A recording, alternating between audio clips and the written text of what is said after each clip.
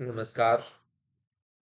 आप सबका हमारे YouTube चैनल पर हार्दिक स्वागत है। मैं नरेश कुमार। आज हम दर्शन साहित्य के कुछ प्रश्नों का अभ्यास करेंगे और यदि आप हमारे चैनल पर नए हैं तो चैनल को सब्सक्राइब अवश्य करें और अपने मित्रों तक अवश्य शेयर करें। तो आज हम बात करते हैं यूजीसी नेट इकाई 3 और 4 में दर्शन साहित्य लगा हुआ है। तो जो प्रीवियस ईयर के प्रश्न हैं उनका अभ्यास करेंगे। तो पहला प्रश्न है, सूत्रात्म तेजसौ स्वप्न काले विषयान अनुभवतः। अर्थात सूत्रात्मा और तेजस स्वप्न काल में विषयों का अनुभव कैसे करते हैं? अज्ञान वृत्ति भी, मनोवृत्ति भी, इंद्रिय वृत्ति भी, या स्वतः एवं? इस सवाल का सही जवाब क्या होगा?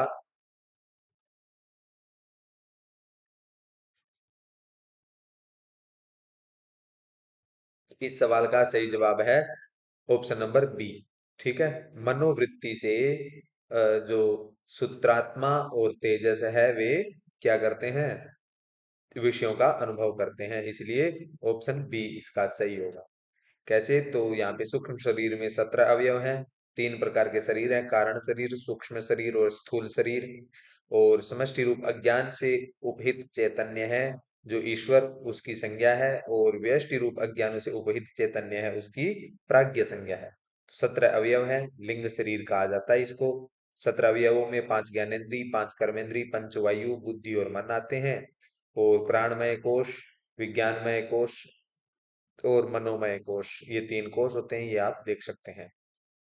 तो प्रश्न कहाँ से पूछा है? प्रश्न ये पूछा है, एतो सूत्रात्मा तेजसौ तदानीम मनोवृत्ति भी सूक्ष्म विषयान अनुभवतः।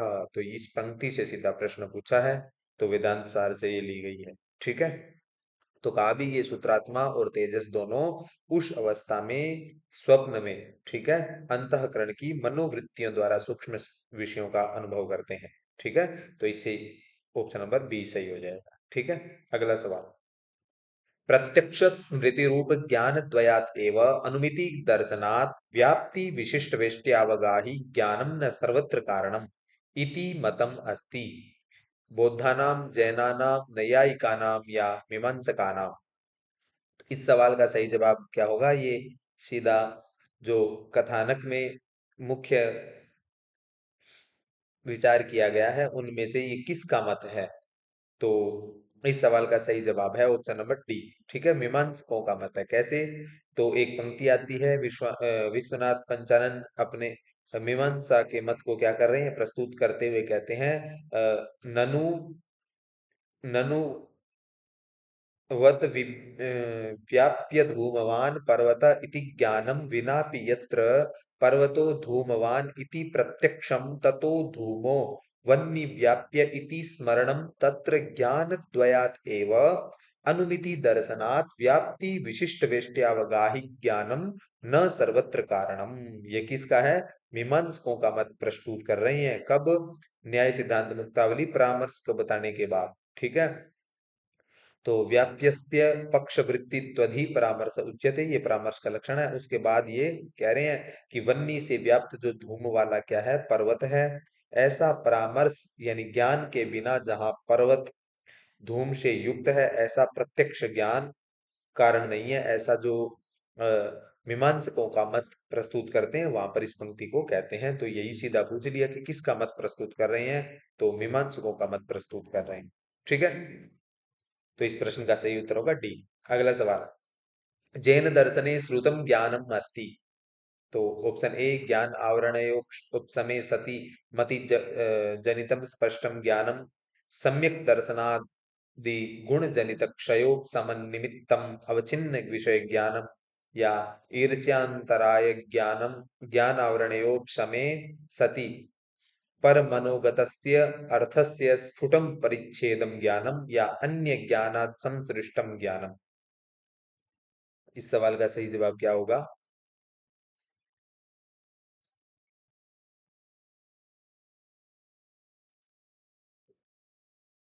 तो इसका सही जवाब है ऑप्शन नंबर ए।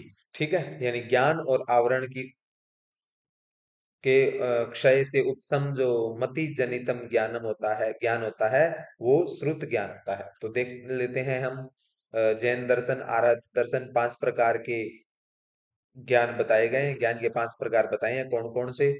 तो मति श्रुत अवधि मनः पर्याय केवल भेदेन। ठीक है, मति श्रुति अवधि मन और केवल। ठीक है, ये 5 प्रकार का ज्ञान बताया है, ये भी कई बार पूछ लेते हैं।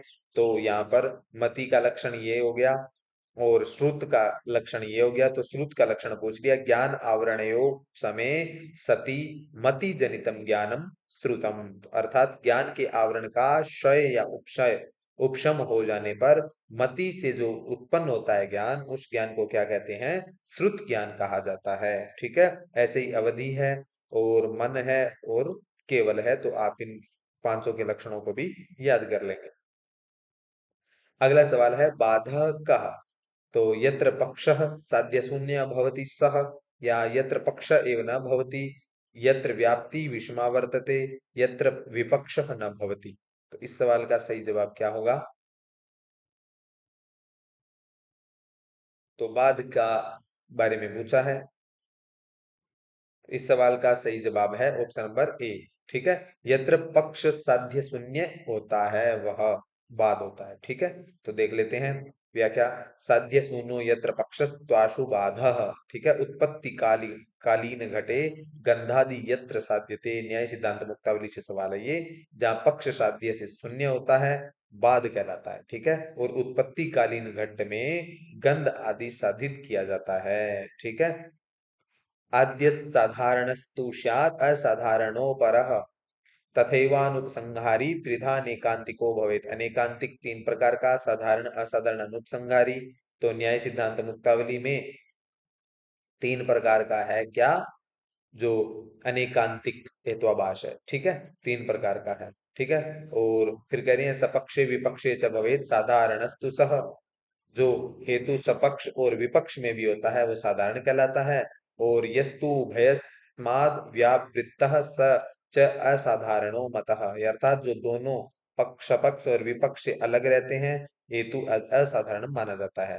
तथैवानुपसंहारी केवलान्वयी पक्षकः, यानी उसी तरह केवलान्वयी पक्ष वाला अनुपसंहारी होता है। और यह साध्यवदी नेव अस्ति स विरुद्ध उदाहृत। अर्थात जो साध्य के अधिकरण में नहीं है वैसा हेतु विरुद्ध कहलाता है, ऐसा न्याय सिद्धांत मुक्तावली में मिलता है। तो इस सवाल का सही जवाब क्या होगा? Option number A. अगला सवाल है कुत्रचित विकल्प प्रक्षक्तौ अपि अनन्यगत्या प्रसेदाश्रयम् इत्यस्य उदाहरणम् अस्ति। कज्जलं न भक्षयेत् और नेक्षेत्तोद्यम अद्य अंतमादित्यम और शयनेनाभिचरन् यजेत और नात्र रात्रे षोडशीनम गृह्णाति। ठीक है, तो इस सवाल का सही जवाब क्या होगा?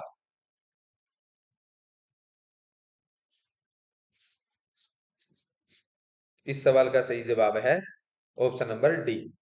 ठीक है, क्या है? नात्रात्रे षोडशीनम गृह्णाति। ये सीधा इस पंक्ति के बाद उदाहरण है, सीधा पूछा गया है। जैसे देख सकते हैं, अर्थ संग्रह में लोकाक्षी भास्कर विकल्प और प्रशक्ति के बारे में निषेध श्रेय की व्यवस्था का वर्णन करते हुए कहते हैं कुत्रचित विकल्प प्रसक्ताव प्रसक्तौ अपि अनन्यगत्या प्रसेदाश्रयम् यथा नातिरात्रे षोडशिनम गृह्णाति। अर्थात कहीं कहीं विकल्प की प्राप्ति होने पर भी अन्य कोई उपाय न होने के कारण प्रतिषेध का आश्रय लेना पड़ता है। ठीक है, मतलब कहीं भी विकल्प की प्राप्ति हो जाए और अन्य कोई उपाय ना हो, वहां प्रतिषेध का सहारा लेना पड़ता है। जैसे नातिरात्रे षोडशिनम गृह्णाति। अर्थात यहाँ नातिरात्रे षोडशिनम गृह्णाति में षोडशी ग्रहण का निषेध होने के कारण विकल्प और प्रसक्ति होने पर भी प्रयुदास का आश्रय नहीं किया जाता, क्योंकि यह असंभव है। ठीक है, इसलिए इसका ये उदाहरण होगा। सीधा उदाहरण से ये सवाल पूछ लिया। ठीक है, अगला सवाल। योग सूत्र शब्दार्थ एवं संबंधम अधिकृत्य मतम अस्ति। तो शब्दार्थ संबंध संकेते अपरम नाम अस्ति। शब्दार्थ संबंध न संभवति और शब्दार्थ संबंध नित्य अस्ति। स ईश्वर कृष्णे कृतेन संकेतेन प्रकाशयते। या शब्दार्थ संबंध अनित्य वर्तते शाश्वत एव प्रकाशते। तो योग सूत्र के अनुसार इस सवाल का सही उत्तर क्या होगा?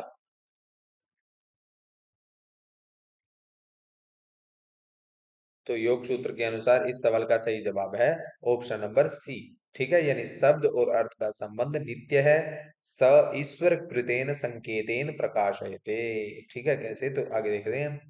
पतंजलि ने योग सूत्र की रचना की है ईश्वर के तत्व को बताते हुए। क्लेश कर्म विपाका शरीर अपरामृष्ट पुरुष विशेष ईश्वर, ये ईश्वर का लक्षण है। और तस्य वाचकः प्रणवः, और उसी ईश्वर का विदाई वाचक ओंकार है। प्रणव किसको कहते हैं? ओंकार।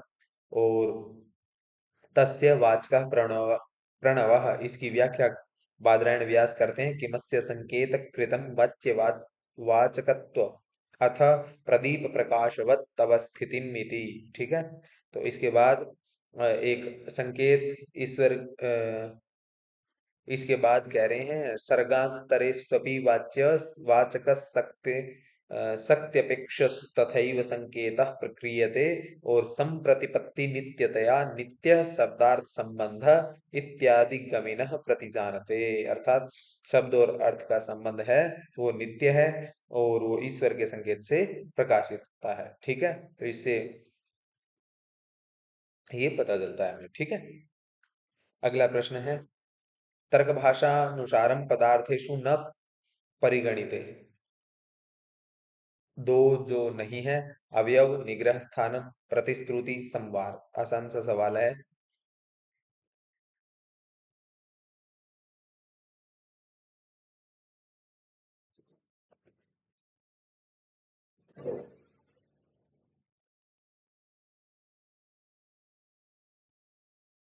तो इस सवाल का सही जवाब है ऑप्शन नंबर तीसरा। और चौथा प्रतिश्रुति और संवार, ये दोनों क्या नहीं है? तर्क भाषा के पदार्थों में इनकी गणना नहीं होती। ठीक है, तो किस किस की होती है? तो इसका ऑप्शन सी सही हो जाएगा। और किस किस की गणना होती है तो देखते हैं।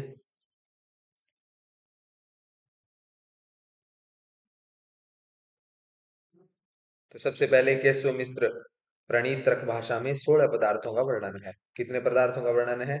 16। कौन कौन से? एक मिनट।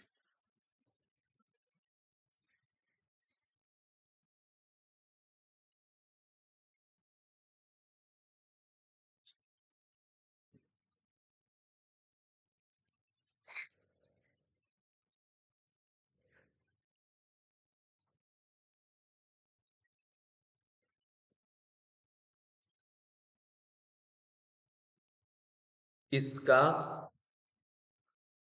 इसमें 16 पदार्थों की गणना, 16 पदार्थों में सबसे पहले पदार्थ के रूप में स्वीकार किया गया है प्रमाण, प्रमेय, संशय, प्रयोजन, दृष्टांत, सिद्धांत, अवयव, तर्क, निर्णय, वाद, जल्पा, वितंडा, हेत्वाभास, छल, जाति, निग्रह स्थानानाम, तत्व ज्ञानान, निश्रेय साधिगमः। ठीक है, तो इति न्याय सूत्रस्य आदिमम सूत्रम। ठीक है, तो ये 16 पदार्थ हैं। प्रमाण, प्रमेय, संचय, प्रयोजन, दृष्टांत, इनको आप याद कर लेंगे। और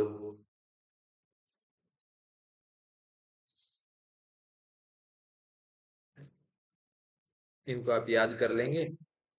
इसके बाद 12 प्रकार के प्रमेयों की बात चर्चा की गई है। ठीक है, तो प्रमाण का लक्षण दिया है प्रमाकरणम प्रमाणम। प्रमाण 4 प्रकार के हैं, प्रत्यक्ष, अनुमान, उपमान, शब्द, प्रमाणान। ठीक है, प्रत्यक्ष, अनुमान, उपमान और शब्द, ये 4 प्रकार के प्रमाण बताए हैं। ठीक है, इसके बाद बात करें हम, तो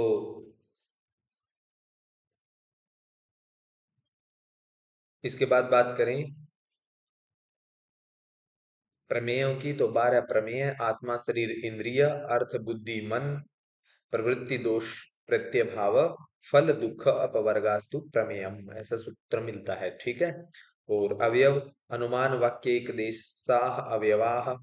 और निग्रह स्थान के बारे में, पराजय हेतु निग्रह स्थानम, अर्थात पराजय हार प्राप्त होने में जो निमित्त होता है उसे निग्रह स्थान कहते हैं। ठीक है, तो निग्रह स्थान का क्रम भी पूछा था, तो ये भी आप याद कर लेंगे। ठीक है, कई बार इनका क्रम भी पूछ लेता है। प्रमेयों की संख्या 12 है और कुल 16 पदार्थ हैं, और 16 पदार्थों में से इनमें से लगभग एक सवाल आता ही है। ठीक है, तो ये आप ध्यान करेंगे, इनको याद कर लेंगे। ठीक है, तो इसमें क्या कौन से पदार्थ की गणना नहीं होती, तो प्रतिश्रुति और संवार। ठीक है, तो ये जैन दर्शन से संबंधित है शायद, तो ये इससे नहीं है। ठीक है, बाकी ये दोनों अवयव और निग्रह स्थान ये आते हैं इसमें। अगला सवाल है, असिद्ध हेत्वाभासस्य प्रसंगे असिद्धे प्रकार अस्ति। तो असिद्ध हेत्वाभास के प्रसंग में असिद्ध के प्रकार हैं, निब निम निगमना सिद्धि और स्वरूपा सिद्धि, व्याप्यत्व सिद्धि या साध्य सिद्धि। तो इस सवाल का सही जवाब क्या होगा? तो असिद्ध के प्रकार हैं स्वरूपा सिद्धि और व्याप्यत्व सिद्धि। ठीक है, निगमना सिद्धि कुछ नहीं है और साध्य सिद्धि भी कुछ नहीं है, इसलिए 2 और 3, इसका ऑप्शन नंबर बी सही हो जाएगा। कैसे? तो हेत्वाभास की संख्या 5 है और असिद्ध विरुद्ध अनेकांतिक प्रकरण सम कालत्यापदिष्ट, तो इसको आप क्रम से याद कर लेंगे। तो लिंगत्वेना अनिश्चित चेतो हेतु असिद्ध, तो सबसे पहले असिद्ध, फिर विरुद्ध, अनेकांतिक प्रकरण सम कालत्यापदिष्ट। असिद्ध हेत्वाभास 3 प्रकार का है, आश्रय स्वरूपासिद्ध, व्यप्यत्वासिद्ध। ठीक है, आश्रय सिद्ध में गगनारविंदम सुरभि अरविंदत्वात्, और स्वरूपा सिद्धि अनित्य शब्द चक्षुत्वात् घटवत, और व्याप्यत्व सिद्ध में शब्द क्षणिक सत्वात्, और कृत कृतत्ववर्तिनी हिंसा अधर्म साधनम हिंसत्वात् क्रतुर्बाह्य हिंसावत। ठीक है, तो इस प्रकार से असिद्ध के 3 भेद हैं। ठीक है, ये ध्यान देंगे और इनके उदाहरण भी कई बार पूछ लेते हैं। अगला सवाल, नामधेयस्य निमित्तम अस्ति, नियम विधि वाक्यम मत्वर्थ लक्षणाभ्याम पर्युदास उपसंहारौ और तत्प्रख्य शास्त्रम। तो इस सवाल का सही जवाब क्या होगा? नियम नाम ध्येय का निमित्त क्या होता है? तो नाम ध्येयम, यदि आप अर्थ संग्रह में पढ़े होंगे तो उसमें आप देखा होगा मतवर्थ लक्षणाभयात तत्प्रख्य शास्त्रात। ठीक है, तो 2 और 4 इसमें ऑप्शन बी सही हो जाएगा, तो बी सही है। और अर्थ संग्रह नामक प्रकरण ग्रंथ है, लोकाक्षी भास्कर की रचना है, नामधेय के अंतर्गत 4 कारणों से होता है। तो नामधेयम निमित्तम चतुष्टयात् मतवर्थ लक्षणाभयात् वाक्य भेद भयात् तत्प्रख्य शास्त्र तद व्यपदेशात् च। ठीक है, मतवर्थ लक्षणा के भय से नामधेय होता है, वाक्य भेद से, तत्प्रख्य शास्त्र से और तद व्यपदेश से। तो मतवर्थ लक्षणा से उद्भिदा यजेत पशु कामा, वाक्य भेद से चित्र यजेत पशु कामा, तत्प्रख्य शास्त्र से अग्निहोत्रम जुहोति, और तत्व्यपदेश से शयनान अभिचरण यजेत। ठीक है, अगला सवाल है, अज्ञान की समष्टि उच्यते मलिन सत्व प्रधान कारण शरीरम जगत कारणम प्राज्ञ। तो अज्ञान की समष्टि क्या होती है? तो इस सवाल का सही जवाब क्या होगा? तो इस सवाल का सही जवाब है मलिन सत्व प्रधाना और प्राज्ञ। 1 और 4 ऑप्शन इसका भी इस प्रश्न का सही है। तो इसमें देखेंगे तो वेदांत सार सदानंद योगेंद्र की कृति है। इसमें अज्ञान की समष्टि के अभिप्राय से एक व्यष्टि के अभिप्राय कहा जाता है, तो इदम अज्ञान समष्टि व्यष्टि अभिप्रायण प्रायण एकम अनेकम इति व्यवह्रियते। अज्ञान की यह समष्टि उत्कृष्ट उपाधि से विशुद्ध सत्व गुण से प्राधान्य से युक्त है। इदम समष्टि उत्कृष्टोपाधितया विशुद्ध सत्व प्रधाना, ऐसी पंक्ति है। तो एतत् उभयितम चैतन्यम सर्वज्ञत्वम सर्वेश्वरत्व और सर्व नियंत्रित्व आदि गुण कर्म व्यक्तम अंतर्यामी जगत कारणम ईश्वर इति व्यपदिश्यते। ईश्वर की अज्ञान की असमष्टि संपूर्ण सृष्टि का कारण शरीर कही जाती है। ठीक है, और आनंदमय कोश कही जाती है। और ईश्वर से इयम समष्टि अखिल कारणत्वात् कारण शरीरम आनंद प्रचुरत्वात् कोशवतात् छादकत्वात् च आनंदमय कोशः सर्वोपरम मत्वात्, और सुसुप्ति रत एव स्थूल सूक्ष्म प्रपंच लय स्थानम इति च उच्यते।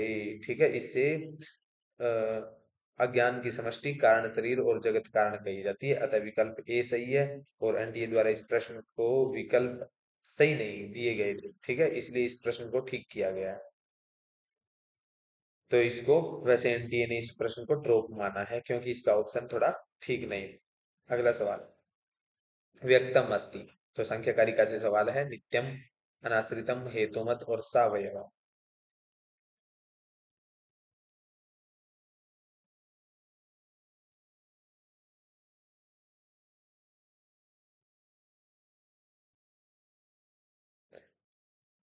इस सवाल का सही जवाब क्या होगा?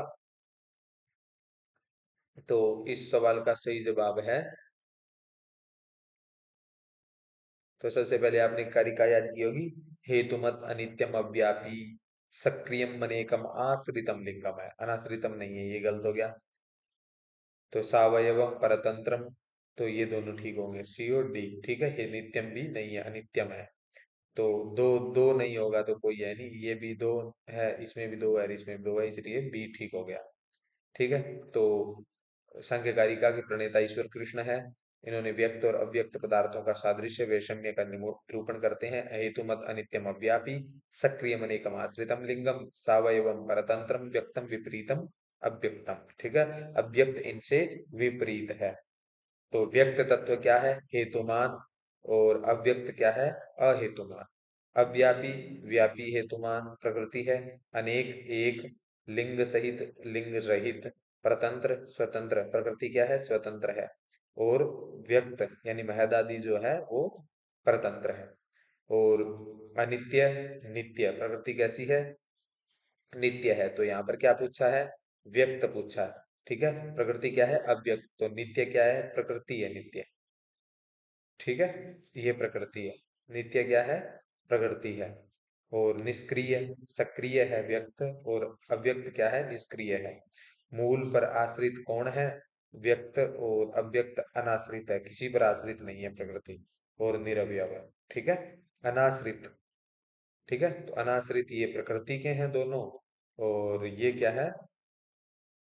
ये भी प्रकृति का है, ये भी प्रकृति है, ये दोनों किसके हैं? ये व्यक्त तत्वों के। ठीक है, इसलिए इस प्रश्न का उत्तर सही होगा ये। अगला, जैन दर्शने निर्जराया भेद अस्ति, तो परिस्कृति, यथाकाल, स्थिति संहार, औपक्रमिक, तो इस सवाल का सही जवाब क्या होगा?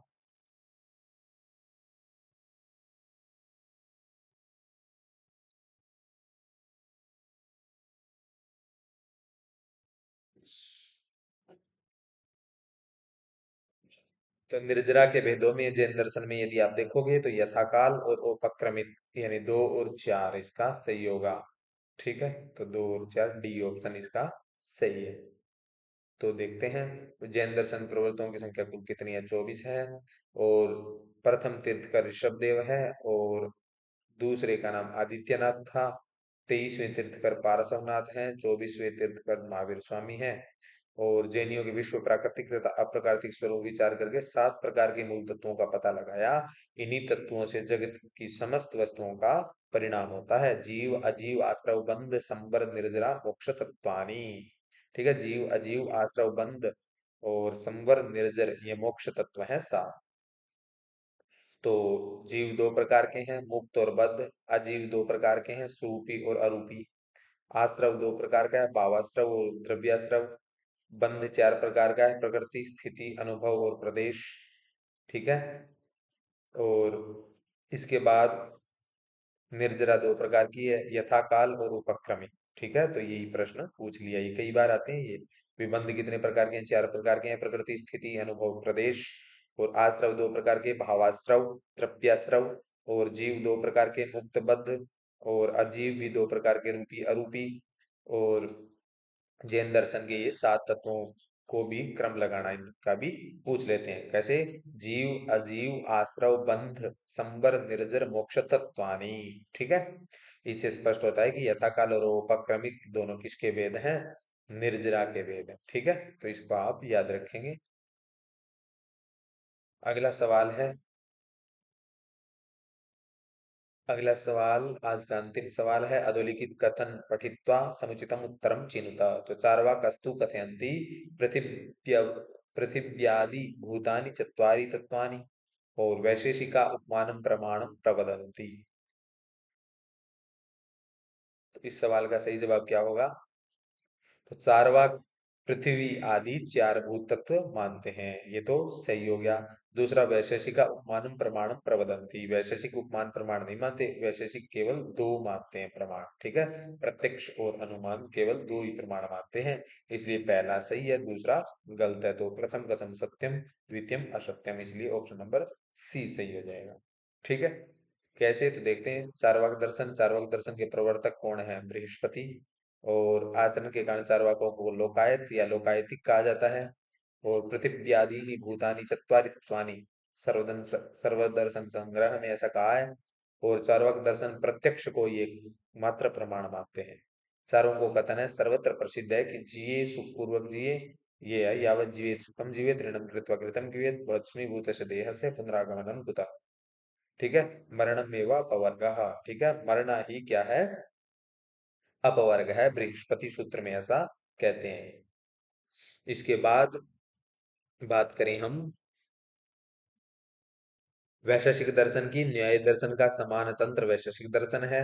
इसका जो प्रवर्तक है इसके, वो कणाद हैं। काश्यप, उलूक, पैलूक और ओलूकाय भी इनको कहा जाता है। वैसे सूत्र में 317 सूत्र हैं, 10 अध्याय हैं, ये ध्यान रखेंगे। और प्रत्येक अध्याय दो दो आनिक में है, इस प्रकार से 20 आनिक है।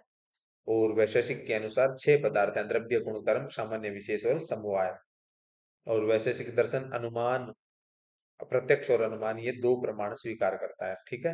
ये ध्यान देंगे, ये इसी में अभी पूछा गया था, ठीक है। तो इस प्रकार से आप इन सामान्य परिचय को कम से कम, और जो ये महत्वपूर्ण प्रश्न के आसपास की बातें बताई जा रही है, इनको आप याद करते रहें, स्मरण करते रहें। और आप सबका बहुत बहुत धन्यवाद, हमारे साथ जुड़े रहे। और किसी भी, यदि कुछ पूछना चाहते हैं और किसी प्रकार का सुझाव देना चाहते हैं तो कमेंट बॉक्स में अवश्य बताएं। और यदि आप पीडीएफ नोट्स प्राप्त करना चाहते हैं तो आप हमारे टेलीग्राम चैनल से जुड़ सकते हैं, तो उसका लिंक डिस्क्रिप्शन में है। तो आज के लिए इतना ही। नमः संस्कृताय, मैं नरेश कुमार विदा लेता हूँ। धन्यवाद।